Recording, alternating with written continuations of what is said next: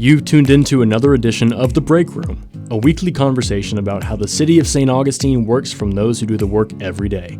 Hosted by the City of St. Augustine's Communications Director, Melissa Whistle, The Break Room offers a closer look at the different city departments and provides updates on current and upcoming projects and events. And now, your host, Melissa Whistle. Hello, and thank you for tuning in. You are listening to The Break Room. I'm Melissa Whistle, Communications Director for the City of St. Augustine. Every year, the City Commission recognizes individuals and sometimes organizations for outstanding service and contributions to the city by way of presenting awards. These awards are the de Aviles Award, the Adelaide Sanchez Award, and the Order of La Florida. The awards were created over many years, and each award carries with it distinct criteria which must be met by its recipients. The recipients are nominated by a city commissioner, confirmed by a unanimous vote of the entire commission, and then the awards are presented at a time that coincides with an occasion or a milestone in the city's history. That being said, coinciding with the February 15th birthday anniversary of the city's founder, Pedro Menendez de Aviles, the City Commission presented the de Aviles Award to Maria and Bob Alvarez, recognizing their years of dedication as living history interpreters. This week, for the first time, I dare say, we have invited the de Aviles Award recipients to join us in studio. Maria and Bob Alvarez, welcome and congratulations. Oh, thank you. Thank you. Thanks so much, Melissa. It's a long introduction, but we needed to let our listeners know what all is involved in this. And this is no minor recognition. You were nominated by Vice Mayor Nancy Sykes-Klein, and the criteria, as I was mentioning. So here's the criteria. The recipient is identified in the field of public service, elected, appointed, or employed, or they are well known and respected by the citizenry and have dedicated an honorable service to the community of St. Augustine and St. Johns County. It's amazing. You guys are definitely qualified. Well, thank you. Thank you so much. You have an impressive reputation around town of being these professionals and subject matter experts. Give me a little bit of your backstory. It didn't start with some huge. You're not history buffs by trade or by. If you had told us 12 years ago that we'd be here today where we are, we probably would have laughed at you. We lived in New Jersey. I was a police officer. My wife was a registered nurse, first assistant, and two high-stress jobs. And history was probably the last thing on our minds at the time. But we moved here in 2010. Actually, we bought our first home in 2007 and did back and forth. We were still working up in New Jersey. Mm-hmm. We both retired in 2010. And it's how it started for me was friends of ours came down from New Jersey to visit, and we decided to go to the Castillo de San Marcos just to visit the fort and see what it was all about. That's what you do when you live in St. Augustine. When That's you're right. new, you go check it out. That's right. Definitely. It's I saw the cannon firing for the first time. And I said to Rhea, I said, well, that looks like something I'd like to do. And, maybe I should do that. That was fun. So I asked one of the soldiers, how does one get involved? And they said, well, come back next week and we'll show you all about it. And I did. The following weekend I went there and I got there at 9 o'clock. And by 11 o'clock, I was on a cannon crew shooting a cannon. And I said, this is great. On the job training. Exactly what it was, yeah.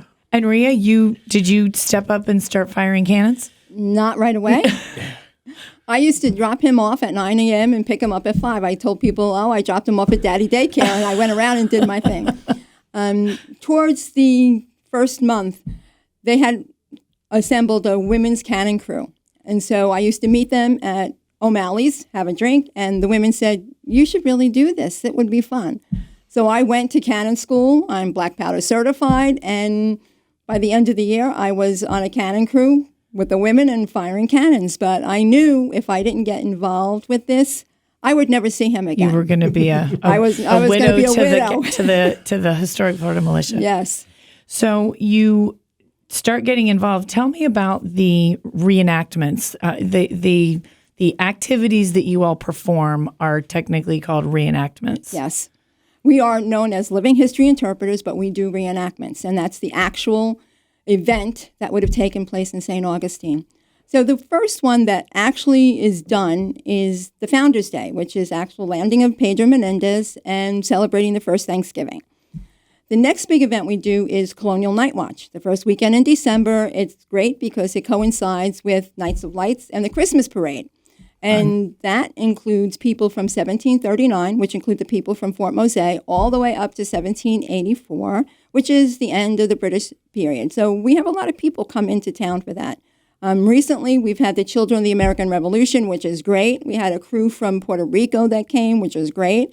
The next big event would be Cyril's, which is coming up. It's the first weekend in March, and it's actual Cyril's raid on St. Augustine.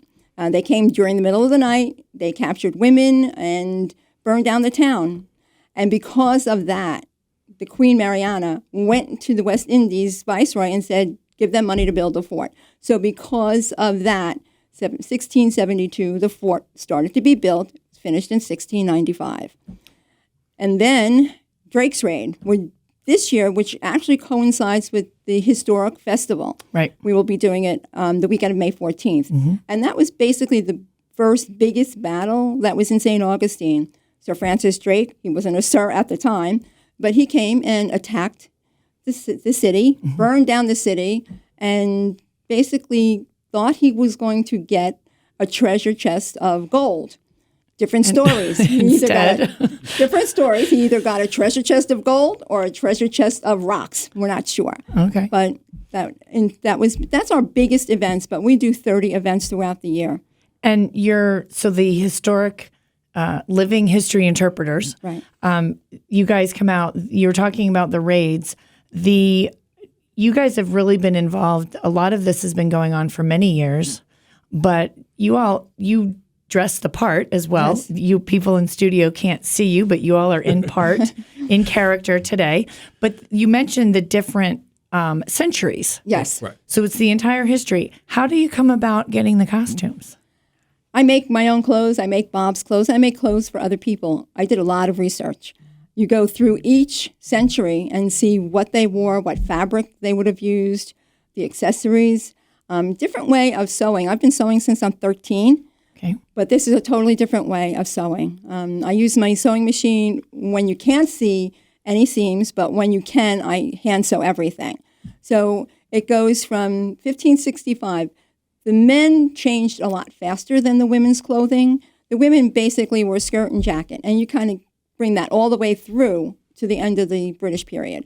So the men were really progressive in their fashion. Of course they were, because they were following usually the fashions that were in France. Right. So they changed. When Menendez came, you wear pumpkin pants or breeches, and the shorter your pumpkin pants are, the more affluent you are. Okay. And then you come up to Drake's, which basically looks the same. But when you get to Cyril's, you look like Three Musketeers. That was the pirate era. And because they were pirates, and the people here would have probably dressed a little bit more like pirates, that's what it is. But once you get to 1740, it's the guys at the fort, and the women look the same with little jackets and skirts. And the way I found that out is I went to the cast of paintings from Mexico, and that shows each person how they were dressed. And the biggest thing was you found a soldado in Mexico that looked exactly like the soldados at the fort. So you can probably assume that the women look similar to those women. Unfortunately, there are no pictures, no description of any clothing that was here in St. Augustine, so it's a little difficult. Wow. Let me pause for a moment. Hold that thought. You are listening to The Break Room if you're just now tuning in. I have the pleasure and honor of speaking today with Maria and Bob Alvarez, the City of St. Augustine's 2022 Aviles Award recipients. Clearly, Ria, you guys have both done a lot of personal research to be recognized in the field, as the criteria says, that you are identified in the field of public service, most certainly, and you are well known and respected by the citizenry. I want to fast forward a little bit to a more recent event that you and I all got very familiar working closely, was the 200th anniversary of St. Johns County being established, coming and being a U.S. territory. Tell me a little bit about, you guys really made you got my attention that we needed to make this real and authentic. And this wasn't just you guys standing up in the front of a room behind the podium and saying, yeah, we're here representing. We went big. Yes, we did. You went big. You guys went big. We have to thank you and the city for, helping us with all this. I guess the planning or the first thought process started about 2 years prior to the event. John Reagan had mentioned that, it was coming up. It'd be great if the city could get involved and have some kind of program. So we said, yeah, let's do that. Unfortunately, COVID kind of got in the way and put everything on back burners until 2 or 3 months, probably about 2 months before the actual anniversary date, which was in July. And we decided, let's go forward with this and let's do something. So that gave us 2 months to put on an event in a time period that we had never done before. We were talking about 1821. We have clothing. Right. We have clothing for the 16th century, 17th century, 18th centuries. We never had any 19th century clothing. So with the help of the city and some benefactors and stuff, we were able to get some funding, put this all together, and the whole thing just grew. What we thought was going to be a small reenactment of the changing of the flag ceremonies turned into a big production, as you well know. It really, and let me remind folks, if you missed it, you missed a great experience. We had the Spanish ambassador to the U.S. We had the Consul General of Spain. We had some high-ranking Spanish military, all coming from Spain, and as well our very own state of Florida, Secretary of State Laurel M. Lee, really upped our game. And it was a beautiful day. It was. It was hot as all get out, but for July, it wasn't that bad. Your presentations are, when I say the word authentic, it is about as authentic as it can get. You take a lot of pride in that. That's what makes you both the subject matter experts. It's why you were nominated and, of course, the recipients of the award. Much, much deserving. Tell me a little bit about that event before we run out of time. But we had morning and afternoon, and then we did an encampment. You had an encampment up. We had the encampment at Fountain of Youth. So we had a 3-day encampment up there, and we had a lot of people from all over the state that wanted to come and take part in this. So we actually had people from Georgia who would have been a militia group during that time period. So everyone upped their game. They came. We did so much research on clothing, and we put pictures out there. This is what you should look like. And it really was a great event. When the event is over and you say, I want to do that again, you know how good it was. In the beginning, we were saying, we'll never do this again. But by the end of it, it's a lot of work. We had, the signing of the documents of the government house, the exchange of flags at the National Guard. Yeah, it was beautiful. And then that night, we had a huge paella party at the Fountain of Youth, and it really finished off the day and got everyone to relax and got together, and after all the things that went on during the day. You have to give credit to everybody in the city that were involved. Nobody had this time period clothing. So when we did the research, people would actually call us and say, listen, can I wear this? Or, they would bring what they had over, and they said, well, and we would tell them, well, you can wear this pair of pants, but you can't wear this jacket. And we would show them what they needed to do. And it couldn't have turned out to be better. As far, like you said, the weather was perfect. The day was perfect. We had weekly committee meetings, and you were there for some of those meetings. And it was, trying to get everything together. Well, I told you this when we came in here, we were going to run out of time. Yeah. There's so much exciting things that you guys do. You mentioned the History Festival in May. I will most likely invite you all back to talk about that. That'd be great. You guys, people need to be on the lookout for your activities. It's the Historic Florida Militia.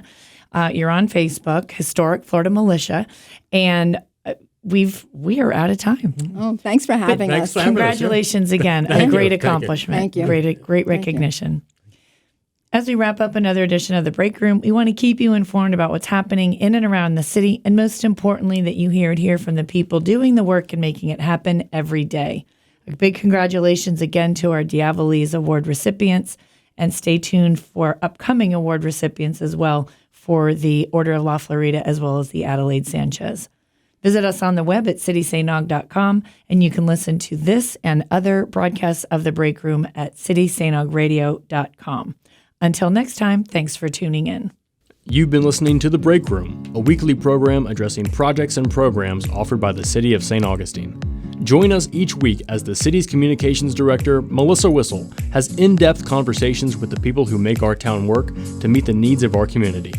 The Break Room is produced by communications specialist for the City of St. Augustine, Cindy Walker. See you at this time next week for another edition of The Break Room.